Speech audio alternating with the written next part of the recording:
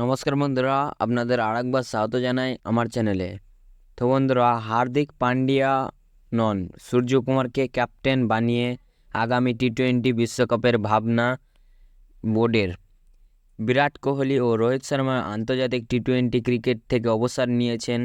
রোহিত শর্মার অনুপস্থিতিতে হার্দিক পান্ডিয়া ধারাবাহিক ভারতীয় টিমের নেতৃত্ব দিয়েছেন এবং দল জিতেছেও। ফলে এক প্রকার কম বেশি সকলেই ধরে নিয়েছিল রোহিতের টি-20 ক্রিকেট হার্দিকই বসতে চলেছে।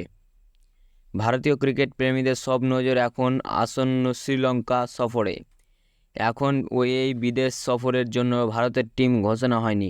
রাহুল দ্রাবিড়ের পর ভারতীয় টিমের কোচ কে হবেন, এতদিন তা নিয়ে আলোচনা চলত।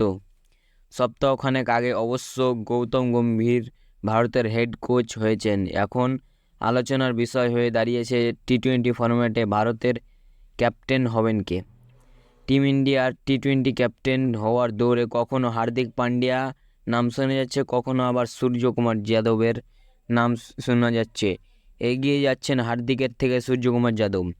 ক্রিকেট মহলে কান পাতলে শোনা যাচ্ছে সুদূর প্রসারী ভাবা হচ্ছে, তাই স্কাইকে হয়তো এবার ভারতের টি-20 ফরম্যাটে নতুন ক্যাপ্টেন হিসাবে দেখা যাবে।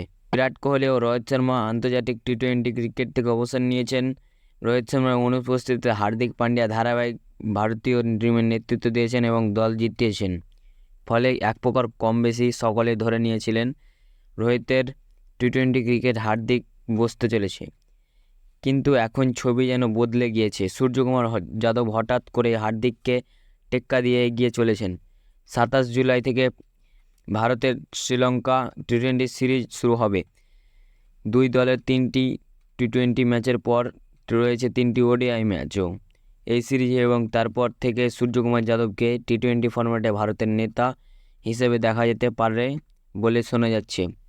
সূর্যকুমার যাদব মিস্টার 360 ডিগ্রি নামে জনপ্রিয়। অসাধারণ অনেক শট দেখা যায় তার ব্যাটে। বিসিসিআইয়ের এক কর্তা জানিয়েছেন, 2026 টি-20 বিশ্বকাপ অবধি স্কাইকে ভারতের নেতা হিসেবে ভাবা হচ্ছে। লাস্ট ল্যাপে হার্দিককে টেক্কা দিয়ে সূর্য ক্যাপ্টেন্সির দায়িত্ব কেড়ে নিতে পারেন কিনা